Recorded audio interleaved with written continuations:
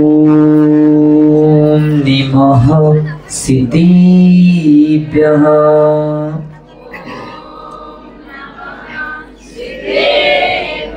ओम नमः सिद्धिभ्यः।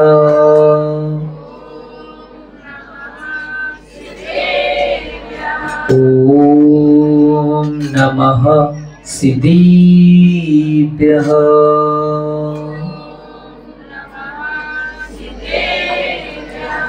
पूजाति पूजेयति भी सुवन्द्यं संसार गंभीर समुद्र सेतुं ध्याने कनिष्ठं गरिमा गरिष्ठम् आचार्यवर्यं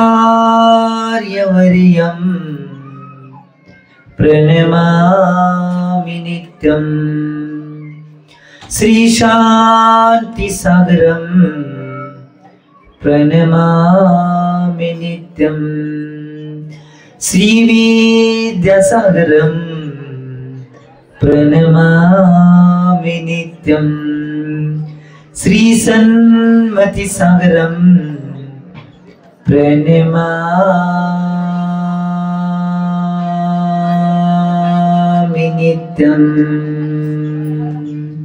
तीव्र 24 भगवान की, देवादेव मूलनायक 1008 अष्टम तीर्थंकर श्री चंद्रप्रभा भगवान की, सिद्धांत शास्त्र की 20वीं सदी की प्रथमाचार्य जगती समाधि सम्राट गुरुनाम गुरु आचार्य शांति सागर जी महाराज की, संत शिरोमणि आचार्य गुरु श्री विद्यासागर जी महाराज की, प्रातस्मरणीय शांतमूर्ति वासलत्नकर आचार्य गुरु श्री सन्मत सागर जी महाराज की, मम दीक्षा गुरु युवा स्वर्ण कांति रत्न आचार्य गुरु श्री चंद्र सागर जी महाराज की, परम पूज्य आचार्य गुरु श्री समय सागर जी महाराज की। आणि आज सकाळी आपण धर्म जो ओवाळलाय तो उत्तम सत्य धर्म, कालची चर्चा आपण आतापर्यंत केली। आज जो ओवाळला आहे तो धर्म आहे सत्य, आणि त्याच्याविषयी आपल्याला चिंतन करायचं आहे। एक गोष्ट लक्षात घ्या, बऱ्याच गोष्टीचं चिंतन मनन करतोय परंतु त्या चिंतन मनातून काय निघत नाही।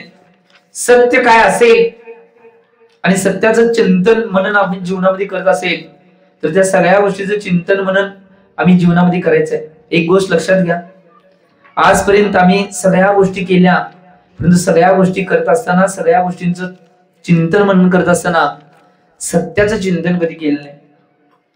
सत्य एक असं अस्त्र आहे की कोणत्याही परिस्थितीमध्ये, कोणत्याही युद्धामध्ये, कुठल्याही स्थितीला तुम्ही जावा, जर तुमच्या साथीला सत्य असेल तर तुमचा विजय मात्र निश्चित आहे। कारण की भारत देशाचं ब्रीद वाक्यच आहे, सत्यमेव विजयते। सत्य ज्याच्या पारड्यामध्ये असणार आहे, सत्य ज्याच्या बाजूला असणार आहे आणि सत्य ज्याच्या जवळ असणार आहे, निश्चित रूपानं ते सत्य ज्याच्याकडे आहे त्याचा विजय मात्र निश्चित होणार आहे। ही गोष्ट लक्षात घ्या। आजचा धर्मच आम्हाला शिकवतोय की आम्ही आमच्या जीवनामध्ये दुसऱ्याच्या कल्याणासाठी, दुसऱ्याच्या हितासाठी जे बोललं जाणार आहे त्याला सत्य म्हणलेलं आहे। कधी कधी निश्चित रूपानं विपरीत घटना घडतात, विपरीत गोष्टी होतात, त्यावेळी निश्चित रूपानं आम्ही या गोष्टीचं चिंतन मनन करणं आवश्यक आहे की या गोष्टी काय काय करतोय, काय काय सोडतोय, या सगळ्या गोष्टींचं चिंतन मनन आम्ही जीवनामध्ये करणं आवश्यक आहे। जर याचा चिंतन मनन केलं नाही तर काहीही होणार नाही। आज बघा, आजपर्यंत ज्यांनी ज्यांनी सत्याला स्वीकारलंय आणि ज्यांनी ज्यांनी असत्याला स्वीकारलंय, ज्या ज्या व्यक्तीने असत्याने स्वीकारलंय त्यांच्याजवळ सगळं असून सुद्धा त्यांचा पराजय झालेला आहे। आपण रोज संध्याकाळच्या सत्रामध्ये आचार्य भगवान रवी सेवीन स्वामीजी कृत पद्मपुराणजी या कथेच्या आधारे श्री रामकथेचे वाचन करले, आणि त्या रामकथेमध्ये की नाही आपली कथा आता लय पुढे गेली आहे, कारण की रावणाचा वध सुद्धा झालाय। रावणाचा वध झालाय हे सगळ्यात उत्कृष्ट उदाहरण आज सत्य धर्माच्या बाबतीत येते की रावण 3 खंडाचा अधिपती असून सुद्धा सगळ्या प्रकारच्या विद्या, सगळ्या प्रकारच्या कला आणि सगळ्या प्रकारची निश्चितपणे सैन्य त्याच्याजवळ असून सुद्धा निश्चितपणे त्याला मृत्यूला सामोरं जायला लागले। याचं मूळ कारण त्याची बाजू होती ती असत्याची बाजू होती। आणि राम आणि लक्ष्मण त्याच्याकडे बऱ्याच प्रकारच्या विद्या, बऱ्याच प्रकारची संपत्ती, वनामध्ये फिरणारे वनवासी, ते वनवासी असून सुद्धा त्यांच्या बाजूला सत्य होतं, म्हणून त्याने रावणावर विजय प्राप्त केला. जीवनामध्ये एक गोष्ट लक्षात द्या, कुठल्याही बाजूला जावा, कुठल्याही जावा, ह्याच्यात जावा, परंतु सत्य कधी सोडू नका. तुमचा विजय मात्र निश्चित आहे, ही गोष्ट लक्षात घ्या. जीवनामध्ये याचं चिंतन आम्ही करणं आवश्यक आहे. आम्ही या गोष्टीचं चिंतन करत नाही. आज बऱ्याच गोष्टी बघतोय, बऱ्याच गोष्टी सोडतोय. कारण की एक गोष्ट लक्षात घ्या, सगळ्या गोष्टी आम्ही म्हणतोय, सगळ्या गोष्टींना सगळ्या बाजूनं मांडतोय, परंतु आम्ही त्या गोष्टीला स्वीकारत नाही. आज ज्यांनी ज्यांनी असत्याची बाजू धरली त्यांच्या सुद्धा पुतळे जाळले जातात. काय म्हणाले बघा मी, ज्यांनी ज्यांनी असत्याची बाजू धरली त्यांचे आज सुद्धा पुतळे जाळले जातात. तो व्यक्ती काय होता, भविष्यात काय बनणार आहे याचा कुठलाही विचार न करता ज्या व्यक्तीनं असत्याची बाजू धरली त्या असत्याच्या व्यक्तीची पुतळे आज सुद्धा जळले जातात. परंतु ज्या ज्या व्यक्तींनी सत्याचा स्वीकार केला, ज्या ज्या व्यक्तींनी जीवनामध्ये सत्य घेऊनच ते पुढे गेले, आज त्या व्यक्तींची आज सुद्धा मंदिर आहेत, आज सुद्धा त्या व्यक्तींना पूजलं जाते. आम्ही याचं चिंतन करणं आवश्यक आहे. मी माझ्या जीवनात कायमस्वरूपी म्हणतोय, कितीही संकट आहे, काही येऊन दे, कुठलीही गोष्ट असून दे, धर्म आणि सत्याची बाजू कधी सोडू नका. तुमच्या जीवनात कधीही पराजय होणार नाही. ज्या बाजूला सत्य असणार आहे, ज्या बाजूला धर्म असणार आहे, त्या व्यक्तीचा पराजय कोणीही करू शकत नाही. आणि ज्या व्यक्तीजवळ धर्म आणि असत्य, निश्चित रूपानं ज्या व्यक्तीजवळ अधर्म आणि असत्य आहे त्या व्यक्तीचा विजय कोण करू शकत नाही, ही गोष्ट लक्षात घ्या. आम्ही याचं चिंतन मनन करणं आवश्यक. आज बरेच व्यक्ती आहेत ज्यांना वाटतंय की आज निश्चित रूपानं कुठल्या कुठल्या अवस्थेमध्ये आम्ही काय काय करतोय. बरेच व्यक्ती क्रोधामध्ये असत्य बोलतात, बरेच व्यक्ती मिस्करी टिंगल करता करता असत्य बोलतात, बरेच व्यक्ती आहेत ते अहंकारामध्ये खोटं बोलतात, बरेच व्यक्ती आहेत ते लज्जावच खोटं बोलतात, आणि बरेच व्यक्ती आहेत ते मनोरंजनासाठी खोटं बोलतात. आम्ही याचं चिंतन करणं आवश्यक आहे. कर्मबंध मनोरंजन, क्रोध, मान, माया, लोभ, लज्जा, अहंकार हे बघत नाही. ज्यावेळी तुम्ही निश्चितपणे त्या गोष्टीची निश्चितपणे वंचना केलेली आहे, त्याच वेळी कर्माचा बंध त्या क्षणाला झालेला आहे. कोण राजा असून दे, नाही महाराजा असून दे. काय म्हटलं मी, कोण राजा असून द्या किंवा महाराजा असून दे, ज्या व्यक्तीने ज्यावेळी वंचना केलेली आहे त्यावेळी निश्चित रूपाने त्याला त्यावेळी त्या क्षणाला ते बंद झालेलं आहे. ही गोष्ट लक्षात घ्या. साधारण नुसतं टीव्ही बघत बसलेलं नसताना, टीव्ही बघत असताना आम्ही टीव्ही बघत बसल्यानंतर निश्चित रूपानं मालिका चालू आहे. आता ती सगळी मालिका असत्य आहे, नुसतं नाटक म्हणून तुमच्या दाखवायसाठी पुढ्यात ती मालिका रचलेली आहे. आणि तरी ती मालिका बघताना समजा सासू सुनचं भांडण लागलं, सुना सगळ्या सुनांचंड बोलतात आणि सासवा सगळ्या हिला मारायला पाहिजे, हिला असं व्हायला पाहिजे, झालं. मनोरंजन मध्ये आम्ही करलोय ते गोष्टी, मनोरंजन मध्ये करलाय, परंतु मनोरंजन मध्ये कर्माचा बंध व्हायला, तीव्र कर्माचा बंध. चिंतन करा, हे असत्य आहे. नाटक हे सत्य नाही. त्यांनी नाटकात काम करणाऱ्या नटांनी नटींनी पैसे मिळवून निवांत ते चैनी काढल्या, आणि हेनी उठलं हेनी ओट आहे वाजत बसलेत बघा अजून बी. आणि किती भाग झाले असतात, 3000, 4000, 5000 भाग नेले तरी अजून रात्रंदिवस डोळे फाडून हिला काय करायचं, तिला काय करायचं, हेच चालू असतं यांचं. हा अवघड आहे. जी गोष्ट कधी सत्यात येऊ शकत नाही ती असत्य आहे. त्या गोष्टीला मनामध्ये घेऊन आम्ही मनोरंजन रूपामध्ये नाही असत्याला जो सपोर्ट करतोय तो निश्चितपणे त्यावेळी सुद्धा कर्मबंधाला कारणभूत आहे. ही गोष्ट लक्षात घ्या. तो नाटिका असेल, पिक्चर असेल, टीव्हीच्या माध्यमातून असेल, मोबाईलच्या माध्यमातून असेल, त्या सगळ्या गोष्टी कर्मबंधाला कारणभूत ठरते. आणि त्याच्या पुढे जाऊन काय असेल, क्रोधवश. क्रोधवश तर नाही, क्रोधामध्ये एवढं अंग तापलेलं असतोय, लाल बुंद झालेलं असतोय, असं तसं तसं काय काय बोलत सगळं असं ते बी चालूच असते. काय करले, कुठली गोष्ट बोलायले, कुठल्या आवेशामध्ये बोलले याचं भान पाहिजे. एक गोष्ट लक्षात घ्या, जे महापुरुष असतात आणि जे निश्चित रूपानं धर्माचरणांमध्ये निश्चित रूपानं उत्कृष्ट पद्धतीला प्राप्त असतात, ते कधीही विचार केल्याशिवाय कुठलीही गोष्ट बोलत नाही. क्रोध आवेश ज्यावेळी येईल त्यावेळी ते शांत बसतील. आणि क्रोध आवेशाला जिंकण्याचा सगळ्यात मोठा उपाय काय असेल तर समता धारण करणे सगळ्यात मोठा उपाय आहे. आम्ही ते करत नाही. त्याच्या आयुष्यामध्ये काय येईल ते बाड बाड बाड. एक गोष्ट लक्षात घ्या, पृथ्वी तलावरलं सगळ्यात मोठं युद्ध आदिनाथ भगवंतांच्या पासून महावीरांच्या काळापर्यंत आणि महावीरांच्या पासून आतापर्यंत 2551 वर्ष झाले. एवढ्या काळामध्ये सगळ्यात मोठं जे युद्ध झाले ते फक्त बोलण्यामुळे झाले. महाभारताचं युद्ध फक्त 18 दिवस चालू होतं. पण अक्षयणी सेना, अक्षयणी सेना म्हणजे काय? अक्षयणी एक संख्या आहे. आज जर तुमची त्या अक्षयणीची संख्या जर तुम्ही काढायचं म्हणला तर जवळजवळ 27 अंक मांडायला पाहिजे, त्यावेळी ते अक्षयणी सेना पूर्ण होते. तो अंक आहे, शास्त्रामध्ये परिभाषा आहे.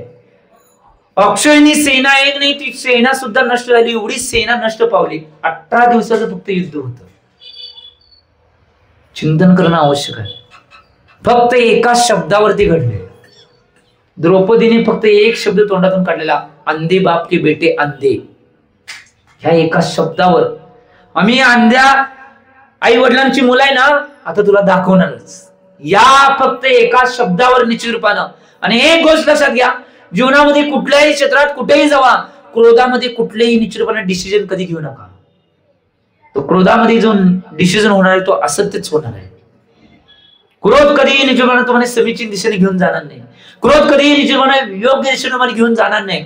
क्रोधामध्ये जे जे डिसिजन होणार आहे ते चुकीचेच होणार आहे. तुमचा अतिशय पुण्याचा उदय असेल तर क्रोधामध्ये घेतलेली डिसिजन सुद्धा सत्य होऊ शकते, परंतु अतिशय पुण्य असायला पाहिजे. त्यामुळे चिंतन करा, कधीही असे कुठले निर्णय घेऊ नका. आणि एक गोष्ट लक्षात घ्या, क्रोध एक अशी अवस्था आहे, त्या क्रोधामध्ये एवढं असत्य बाकीच्या गोष्टी बोलल्या जातात. त्यामुळे निश्चित रूपानं असत्याचा स्वीकार कधी जीवनामध्ये करू नका. कारण की काही केलं, आम्ही याचं चिंतन करणं आवश्यक आहे. तुम्ही काहीही केला, कुठल्याही गोष्टी जर वापरला तर त्याचं चिंतन मनन जीवनामध्ये करणं आवश्यक आहे. एक गोष्ट लक्षात घ्या, एक उदाहरण आचार्य महाराज कायम सांगायचे की असत्य एका क्षणाला बोलून दे, कायमस्वरूपी बोलून दे, ते असत्यच आहे. एक उदाहरण आचार्य महाराज कायम सांगायचे, एक सेठ आणि सेठजी होते. आणि ते सेठ आणि सेठजीने त्यांच्या घरामध्ये एक नोकर होता. त्या नोकर नवीन आल्यानंतर त्या नोकराला समजावून सांगितलं सेठ आणि सेठजींनी, आमच्या इथं प्रामाणिकपणे तुम्ही काम करायचं, तर तुम्हाला ठेवून घेतो, नाही तर नाही. तो नोकर म्हटला ठीक आहे, परंतु सेठजी मला, मी प्रामाणिकपणे सगळ्या गोष्टी करतो, परंतु वर्षातून एक दिवस मला नाही खोटं बोलायला परमिशन द्या. सेठजी म्हणलेच. आणि सेठाने म्हणाल्या, जीवनात पहिला कामगार बोलले एक दिवस मागाले. सेठजी काय विचार करतात, सेठाने म्हणाल्या की सेठजी ही संधी देऊ नका, याला काढून टाका कामावून. सेठजी म्हणले ते एक दिवसानं काय फरक पडणार आहे, घेऊन दे. ठेवले त्याला कामावर. वर्षभर एवढ्या प्रामाणिकपणे त्याने काम केलं, त्या नोकरानं एवढ्या प्रामाणिकपणे त्या नोकरानं वर्षभर काम केलं. परंतु ज्या दिवशी शेवटचा दिवस होता, कुठला दिवस होता तो, खोटं बोलायचा. एवढ्या प्रामाणिकपणे, एवढे सेठजींचं आणि सेठानीचं मन राखलं, एवढी रात्रंदिवस सेवा सेठजींची आणि सेठानीच केली, परंतु शेवटचा दिवस होता जो खोटं बोलायचा. तो दिवस आल्यानंतर आता जो काम करलाय, सेठजी आणि सेठानी दोघं विसरून गेले की हा दिवस आहे तो खोटं बोलायचा आहे. तो ज्यावेळी नोकर होता, तो नोकर त्या सेठजींच्या जवळ जातोय आणि त्या सेठजींच्या जवळ गेल्यानंतर तो नोकर म्हणतोय की खरोखर सांगू नको वाटाले, परंतु सांगायचे भाव आले. सेठजींच्या गेले. सेठजी म्हणले काय, अरे सांग. तर काय नाही, नंतर सांगतो.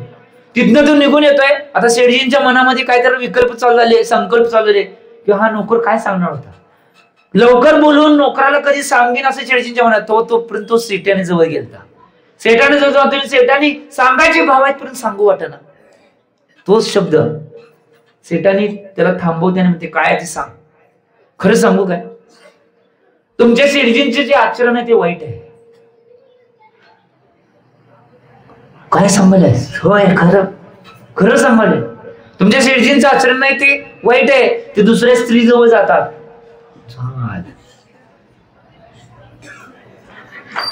त्यावेळी ते आता सेठाने थांबवून घेते, नोकराला म्हणत्या ह्याच्यावर काय करले. सगळी मती फिरली बघा.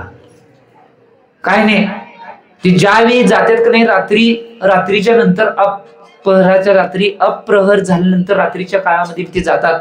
तुम्ही काय करा त्याच्या आधी माहिती काय, आज संध्याकाळी रात्री वस्तारा घेऊन या आणि त्यांची अर्धी निश्चय ती काढून टाका, म्हणजे त्या महिलेजवळ गेले तर ती महिला बी ओळखणार नाही, त्याला हाकलून काढेल. ठीक आहे म्हणले, बरोबर आहे आयडिया. तिथनं गेले, सेठजींना बोलले, सेठजी जवळ, अरे काय सांगणार तर सांग. सांगावं नको वाटायला, परंतु सांगायचे भाव आले. अरे काय सांग लवकर मला. मगाच्यानं तू सांगून गेल्यापासून माझ्या डोक्या अंतरंगामध्ये विचार चालू आहे. खरं सांगू काय, तर सेठाण्याचे चारित्र्य बरोबर नाही. आता सेठजीच्या मनात विकळ चालू आहे, लक्षात नव्हतं त्यांच्या हा शेवटचा दिवस आहे. सेठजी विचारले, बर काय, अहो ते दुसरा एक पुरुष आहे, त्या पुरुषाकडे ते जातात. झाल मग काय करायला पाहिजे, तुम्हाला संधी म्हणून देतोय. कुणाला मी सांगितले पण सांगू नका, तुम्हाला संधी म्हणून देतोय. आज रात्री ज्यावेळी तुमच्या मधल्या पहरामध्ये ते सेठाने तुमच्या जवळ येईल आणि तुमचा नाही वस्त्रानं गळा कापण्याचा प्रयत्न करेल. झाल आता काय झालंय तुम्हाला कळलं की सगळं. असत्य एका टायमाचं सुद्धा असत्य काय करते. त्यावेळी आता सेठजी मनात विचार करलाय, सेठानीची असली भावना आहे. तो सेठजीने जवळ की नाही आपल्या बेडच्या जवळ तलवार घेऊन झोपलाय.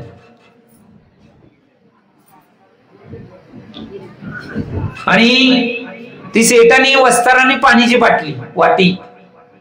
वाटी का झालं. रात्रीचा पहर चालू झाला. सेठाने बरोबर रात्रीच्या मध्याच्या पहरावर उठली, ती पाण्याची वाटी घेते आणि ती वस्तारा घेऊन जात असते. गेल्या गेल्या हा जागाच होता, कारण की आधी सगळं माहित होतं. गेल्या ज्यावेळी ती वस्तारा काढली सेठाने आणि तिनं नाही ज्यावेळी त्यांच्या मिशीवर पाणी टाकलं, त्यावेळी लगेच तो उठला आणि तलवार काढून लगेच क्षमा करा म्हणून ओरडायचं झालं. मग लगेच सगळी माणसं वाजले, एकमेकांना थांबवलं. तलवार धरली कुणी तर सेठाने हातामधले वस्त्र धरला, दोघांना बाजूला केल्यानंतर त्याची तहकीकात केली. हे काय प्रकरण आहे, कुठे गेलं प्रकरण. नोकराजवळ गेल्यानंतर नोकरांनी सांगितले, मी एक दिवस मागून घेतलेला की मी एक दिवस खोटं बोलणार. सेठजी आणि सेठाने डोक्याला हात लावले की जीवनामध्ये एक जरी असत्य आमच्या जीवनामध्ये प्रवेश केला तर पूर्ण जीवनाचं निचरवाना विध्वंस करू शकते, ही गोष्ट लक्षात घ्या. त्यामुळे चिंतन करणं आवश्यक आहे. मार्गावर चालायचं तर सत्य मार्गावर चाला. काय म्हणाले, मार्गावर चालायचं तर सत्य मार्गावर चाला. जरी निचूरपणे सत्य मार्गावर चालत असताना कितीही संकट आले, दुःख आले, तरी निचूरपणे भिण्याची गरज नाही. आचार्य भगवान विद्यासागर महाराज आपल्या दोहा शतक मध्ये म्हणतात की सत्य परेशान हो सकता है, सत्य पराजित कभी नहीं होता, सत्य हमेशा विजय प्राप्त करता है. आम्ही याचं चिंतन करणं आवश्यक आहे. त्याला बरेच दुःख संकट येतील, बरेच विरोध होतील, परंतु सत्य मार्गावर चालणारा व्यक्ती कधी 3 काळात पराजित होणार नाही. खडतर मार्ग असेल, आणि एक गोष्ट लक्षात घ्या, आंब्याचं झाड असलं तरच माणसं दगड मारतात, बाबळीला मारत नाही. जो सत्य मार्गावर चालणार आहे त्यालाच दुःख संकट येणार आहे, परंतु त्या सगळ्या संकटाला दुःखांना तोंड देऊन पुढे जावा. काही भिण्याची गरज नाही. आम्ही जीवनामध्ये चिंतन करणं आवश्यक आहे. एक व्यक्ती असा होता की विपरीत काळामध्ये सुद्धा निश्चितपणे त्या व्यक्तीनं सत्याची बाजू धरून निश्चितपणे देशभर प्रयाण केलं. आम्ही चिंतन करणं आवश्यक. त्या व्यक्तीचं नाव असेल ज्यांनी खंडित झालेली मुनी परंपरा निश्चितपणे जागृत करण्याचं काम केलं, ते 20व्या शतकातील प्रथमाचार्य शांती सागरजी महाराज, की निश्चितपणे असत्याचा काळ असताना सुद्धा त्यामध्ये असत्य काळामध्ये सुद्धा मुनी परंपरेचा मार्ग ओपन करण्याचा आणि मुनी परंपरेचा मार्ग जो सत्याचा मार्ग आहे, तो सत्याचा मार्ग जागृत करण्याचा प्रयत्न आणि पुरुषार्थ केला आणि तो करून दिला. आज खरं सांगतोय, आज तुम्ही बरेच जण म्हणताय महाराज तुम्ही प्रवचन या भागात चातुर्मास करताय, शिबिर करताय, अमुक करताय, तमुक करताय, या सगळ्या गोष्टी तुम्ही सांगताय, परंतु आम्ही खरं सांगू, मराठीत सांगायचं तर आम्ही आयत्या पिठ्यावर रांगोळीवर आलोय. खरं कुणी दुःख घेतलं असेल, कुणी खरं सहन केलं असेल, ज्यावेळी अशी विपरीत असत्याची परिस्थिती, धर्माच्या विपरीत सगळी परिस्थिती होती, त्यावेळी सुद्धा त्या रस्त्यावर चालण्याचं निश्चितपणे धाडस कुणी केलं असेल तर प्रथमाचार्य शांतीसागर महाराजांनी केलं होतं, ही गोष्ट लक्षात घ्या. मध्य प्रदेश बुंदेलखंड आदी या क्षेत्रामध्ये सुद्धा नाही अशा 3 व्यक्तींनी निश्चितपणे अशा असत्याच्या मार्गावर चालण्याचं काम केलं होतं. एक क्षुल्लक गणेश प्रसादजी वर्णे, दुसरे कोण असतील तर ते आचार्य भगवान विद्यासागर महाराज होते, की त्या असत्याच्या मार्गावर सुद्धा धर्माची ज्योत आणि धर्माचे निश्चितपणे प्रभावना करण्याचं काम पूर्ण विश्वामध्ये त्यांनी केलेलं आहे, ही गोष्ट लक्षात घ्या.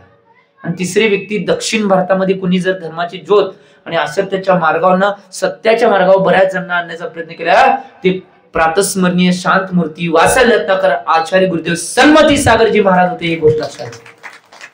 आम्ही नुसताच त्यांनी दिलेला मार्ग दाखवलाय, जो बोटानं मार्ग दाखवलाय त्या मार्गावर चालवलंय, लय सोपं आहे. सगळा रस्ता बिस्ता सगळे रस्त्यावरले काट काढून त्यांनी टाकलेले आहेत, रस्ता सगळा स्वच्छ करून ठेवलाय, हिऱ्याचा रस्ता आहे आणि त्यावर नुसतं आम्हाला चालायला सांगितले, आम्ही चालवलोय. त्यांनी जे बोर्ड दाखवून मार्ग दाखवलाय त्या मार्गावर चालवलंय. त्यामुळे सत्याचा मार्ग कोणी निर्माण केला असेल तर या 3 रत्नांनी, 3 आचार्य भगवंतांनी पूर्ण भारतवर्षामध्ये निश्चितपणे सत्याचा मार्ग निर्माण केलाय. त्याच्यावर चालण्याचा पुरुषार्थ आम्ही करूया, याचं चिंतन करा. कारण की एक गोष्ट लक्षात घ्या, जीवनामध्ये सगळ्यात महत्वाची बाब काय असेल, साच बराबर तप नहीं, झूठ बराबर पाप. साच बराबर तप नहीं, झूठ बराबर पाप. जाके हृदय साच है, ताके हृदय आप. एक गोष्ट लक्षात घ्या, जगामध्ये सगळ्यात मोठं तप काय असेल तर सत्य सगळ्यात मोठं तप आहे. त्या तपाला धारण करणारा निश्चितपणे कायम सर्पला तापत असतोय, तरी सुद्धा निश्चितपणे तापून सुद्धा निश्चितपणे सोनं जितकं तापल तेवढं चमकणार आहे. त्यामुळे सत्य जीवनात असेल तापायला लागेल, परंतु आम्ही ज्या ठिकाणी जाईल त्या ठिकाणी आम्ही चमकणार आहे, ही गोष्ट लक्षात घ्या. आणि जगामध्ये असत्य रूपी पाप, जगामध्ये सगळ्यात मोठं कुठलं पाप असेल तर ते असत्य रूपी पाप आहे. ज्याच्या हृदयामध्ये सत्य येणार आहे त्याच्या हृदयामध्ये साक्षात भगवंतांचा निवास असणार आहे म्हणून म्हटलेलं आहे. आम्ही चिंतन करणं आवश्यक आहे, या गोष्टीचं चिंतन आणि मनन करणं आवश्यक आहे. एक गोष्ट लक्षात घ्या, आज सत्य किती महत्वाचं आहे. आज सुद्धा नाही ज्या व्यक्तीचं नाव लिहिलं जाते, लाखो वर्ष होऊन गेले त्या व्यक्तीने ती किमया केल्या, लाखो वर्षानंतर सुद्धा त्या व्यक्तीचा आज सुद्धा सत्य राजा, सत्यशील म्हणून त्या व्यक्तीचं आज सुद्धा नाव घेतले जाते.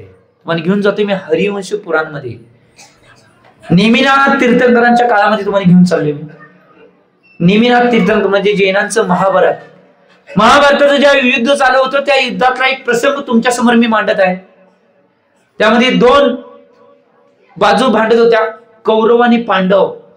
त्यामध्ये कौरवांचा जो राजा होता तो दुर्योधन, बरोबर काय? बरोबर. मग कोण होता?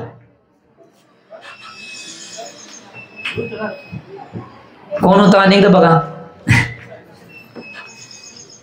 कोण होता? दुर्योधनच होता.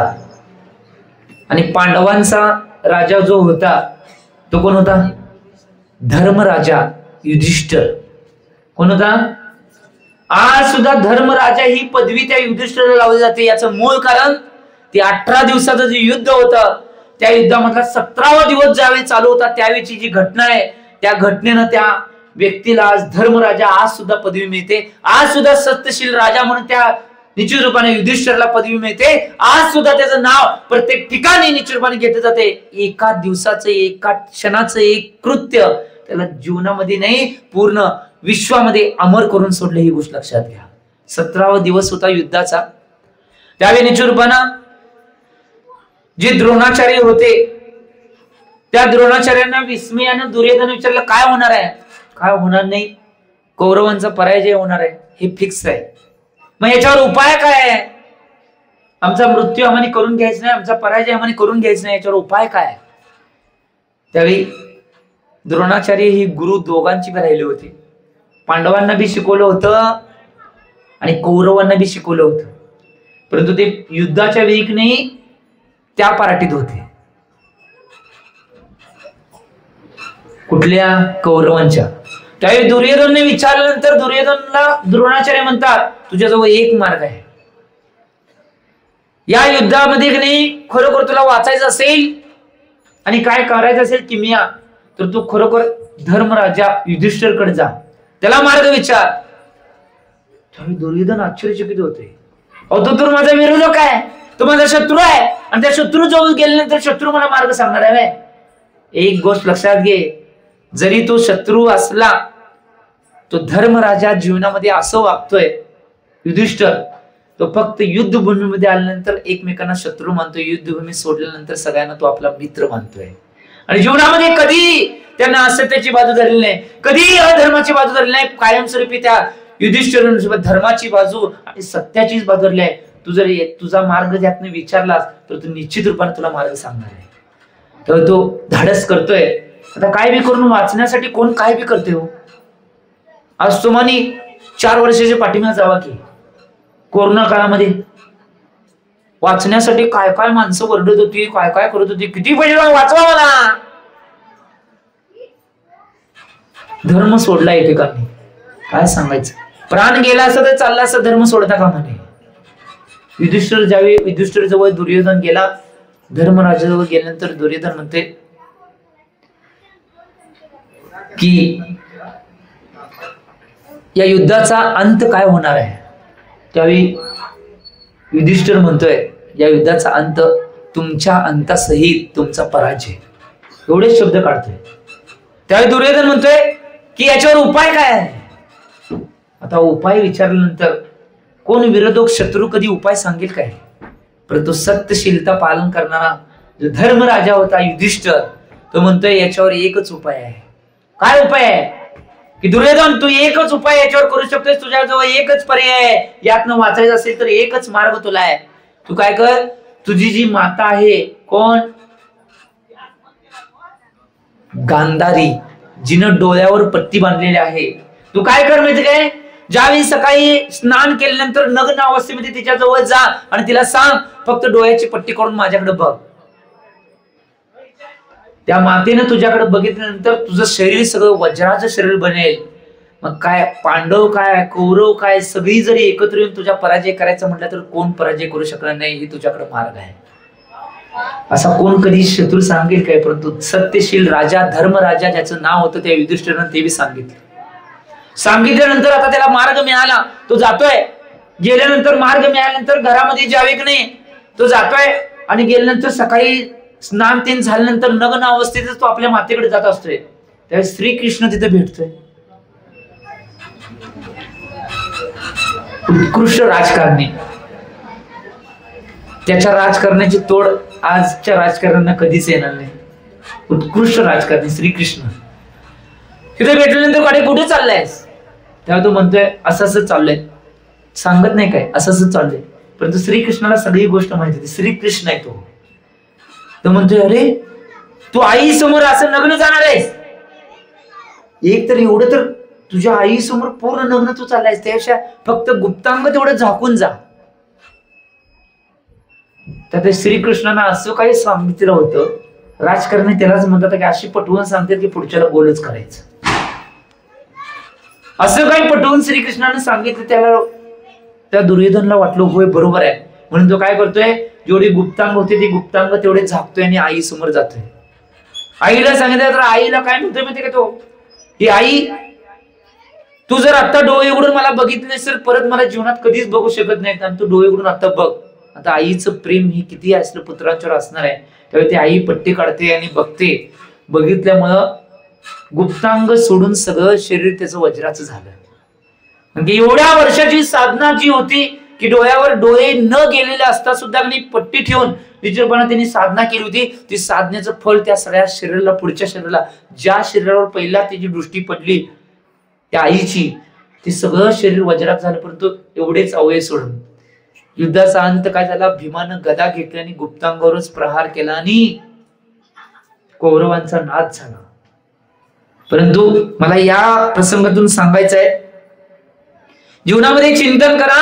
धर्मराजाने जो युधिष्ठिर होता तो निश्चित रूपानं युद्ध चालू असताना युद्धाच्या प्रसंगामध्ये सुद्धा असत्य बोलला नाही. आज कोण व्यक्ती युद्ध प्रसंग तर लय लांब हो. कोर्टात काय इकडे तिकडे झालं तर लगेच इकडचं तिकडं करतात. हे बोट कधी हे होते काय माहित नाही. आम्ही चिंतन करणं आवश्यक आहे या गोष्टीचं. परंतु एक गोष्ट लक्षात घ्या, आज या कोर्टातून, आज या जीवनातून तुम्ही वाचू शकशील, परंतु कर्माचं कोर्टातून कोणीही वाचू शकणार नाही. जो व्यक्ती सत्याची बाजू घेणार आहे तोच व्यक्ती वाचणार आहे. ही गोष्ट लक्षात. त्यामुळे चिंतन करा, या सगळ्या गोष्टीचं चिंतन करणं आवश्यक आहे. आणि एक गोष्ट लक्षात घ्या, सत्य हेच आहे, जे होते ते चांगल्यासाठी. काय म्हणतो? जे होते ते चांगल्यासाठी, याचा स्वीकार करणं आवश्यक आहे. बरीच माणसं त्या सत्याला सुद्धा स्वीकारत नाही. किती विकल्प, किती संकल्प, मनामध्ये किती क्रोध या गोष्टीमुळे येतोय. स्वीकारा. आचार्य भगवंतांनी सांगितले, जे होते ते होते, आणि जे होते ते कशाला म्हणू आम्ही? चांगलं झालं तर चांगलं म्हणणार, नाहीतर चांगलं झालं तर म्हणणार आम्ही केले, वाईट झाल्यानंतर त्यांनी केले. त्यामुळे एक सत्य स्वीकारा पहिला. आम्ही आता जीवनामध्ये चिंतन करणं आवश्यक आहे. एक सुंदर आचार्य बघून उदाहरण सांगायचे, परंतु एक गोष्ट लक्षात घ्या, जिसके हृदय सत्य से पवित्र है वह सबके हृदय में शासन करता है. हे एक वाक्य आहे. ज्याच्या हृदयामध्ये सत्य बसतंय तो पूर्ण जगावर शासन करू शकतो, एवढी शक्ती त्याच्यामध्ये येते. ही गोष्ट लक्षात घ्या. एक उदाहरण आचार्य महाराज सांगायचे, आम्ही त्या गोष्टीला स्वीकारणं आवश्यक आहे. काय झालं माहिती काय? एक राजा होता, आणि तो राजाकडे काहीतरी क्रिया करत होता, आणि क्रिया करत असताना त्याचा अंगठा कट झाला. अंगठा कट झाला. आता अंगठा कट झाल्यानंतर अंगठा कट झाल्यावर काय झालं माहिती काय?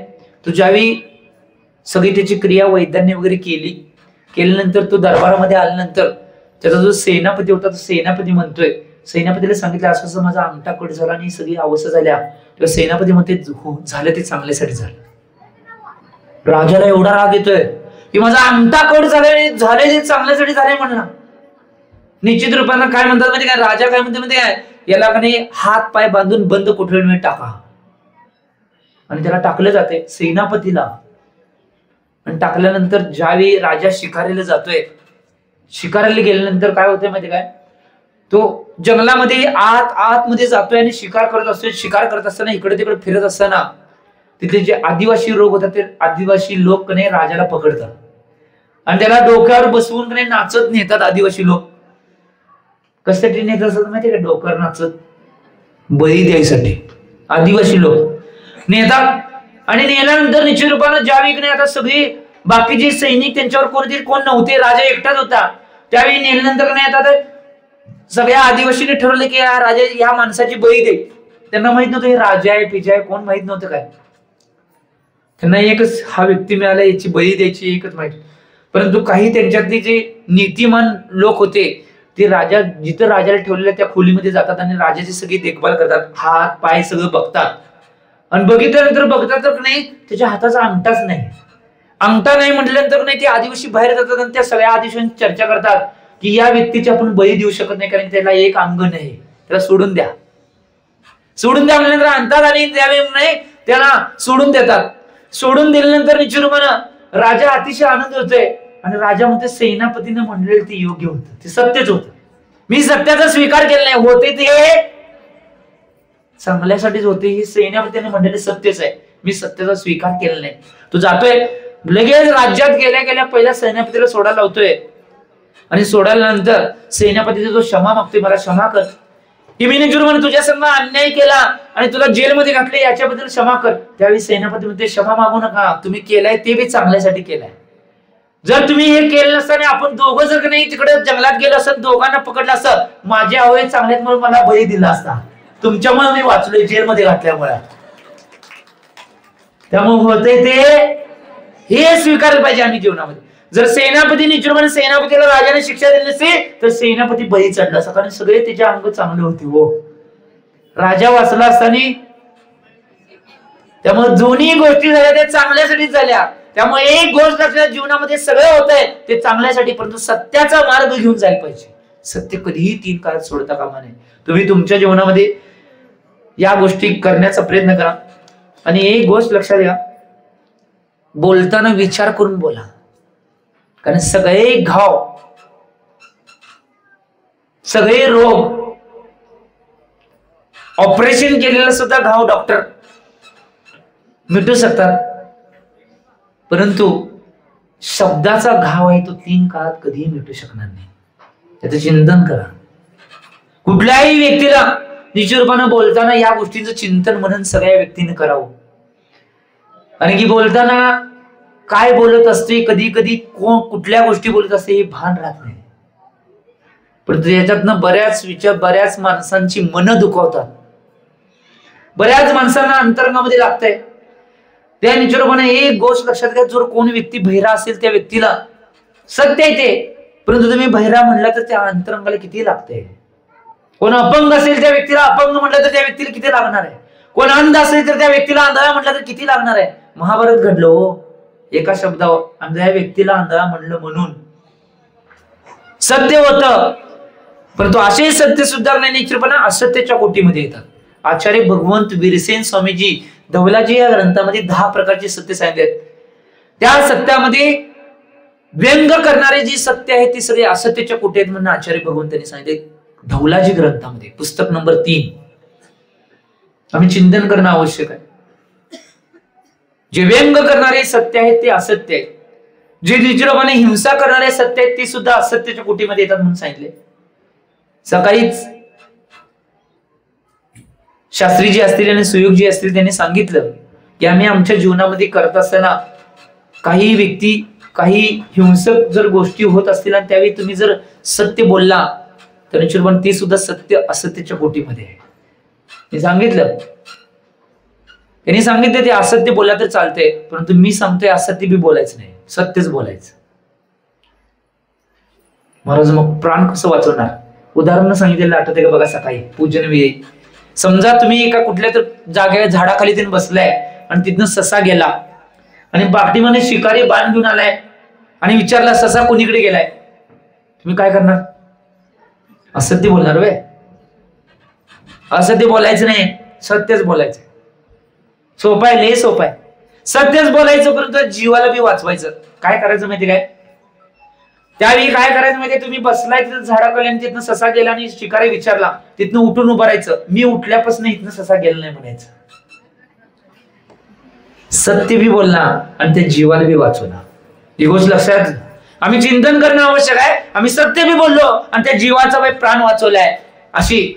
आणि कधी कधी अशा घटना घडल्या आणि तुम्हाला ती बी सुचलं नाही तर असत्य बोलला तरी ती सत्याच्या कोटीमध्ये. ही गोष्ट लक्षात घ्या, कारण की एका जीवाचा प्राण वाचवण्याची किमया तुम्ही केलाय त्यामध्ये सत्यच आहे आणि ते सत्यच तुम्हाला विजयी करून देणार आहे. ही गोष्ट लक्षात घ्या.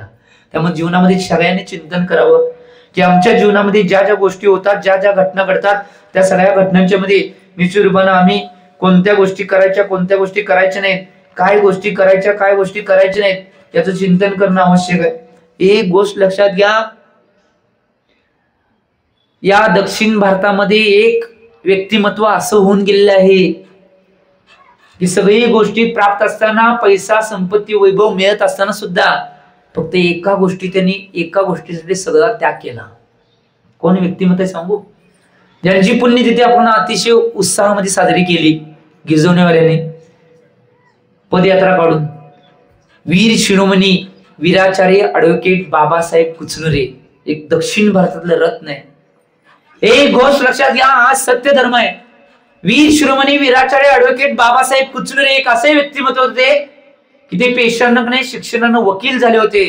परंतु ज्यावेळी त्यांच्या लक्षात आलं वकिली करत असताना नाही सत्याच्याच बाजू घेऊन लढले, परंतु ज्यावेळी त्यांना वाटलं की या ह्याच्यामध्ये मला असत्य बोलायला लागेल असं वाटलं, त्या दिवशी त्या वकिलीचा त्याग केला आणि पूर्ण आयुष्य समाजासाठी वाहिलं. कारण की असत्य बोलायला लागते म्हणून सगळ्या गोष्टींचा त्याग करून या धर्म क्षेत्रामध्ये एक उत्कृष्ट कार्य त्यांनी करण्याचं काम केले. ही गोष्ट लक्षात घ्या.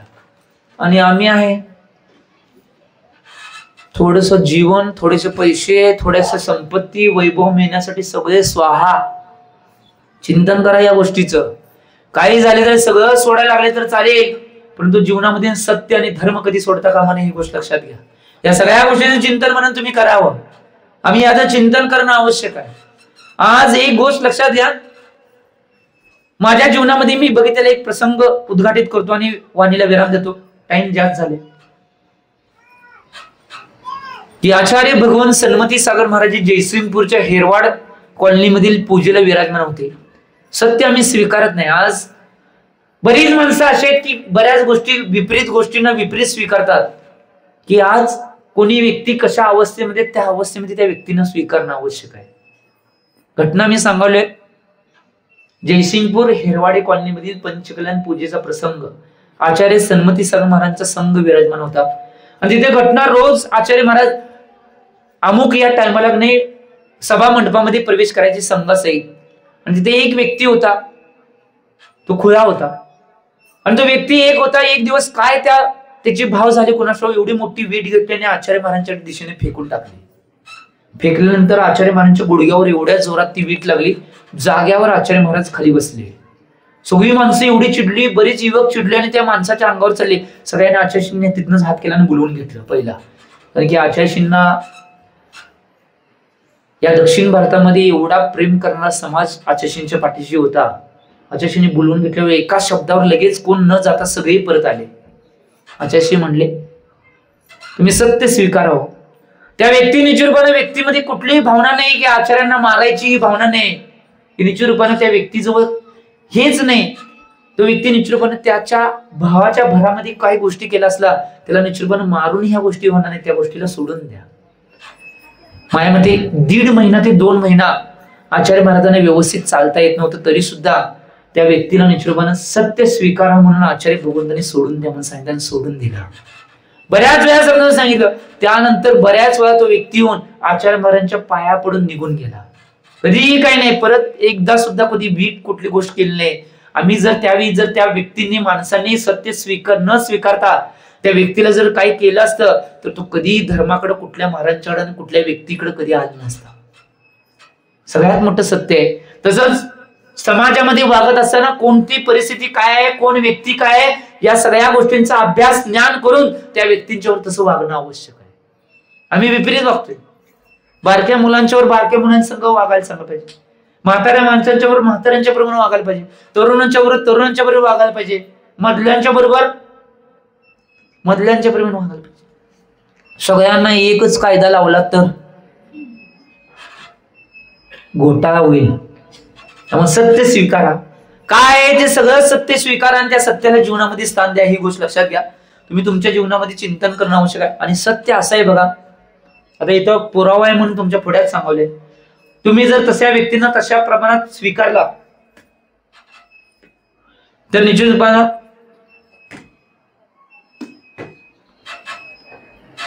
आम्ही चिंतन करणं आवश्यक आहे.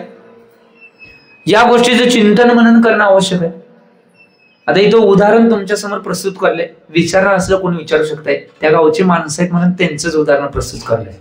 वाळव्यावाले आहेत बघा इथं, विचारा. हे वाळव्यात एक व्यक्ती आहे, राजा नाव आहे तिचं. काहीही कळत नाही, पूर्णपणे खुला असलेले व्यक्ती आणि कुठल्या समाजाचा, धनगर समाजाचा आहे तो व्यक्ती. परंतु माझी त्याचा परिचय कधीच नाही. वाळव्यात जेव्हा मी महावीरजींकडे गेलो त्यावेळी निश्चितपणे फक्त एवढंच, तू जेवलायस काय, खाल्लायस काय, तुझं बरं आहे काय, एवढंच विचारायचं आणि जायचं, दुसरं काही नाही.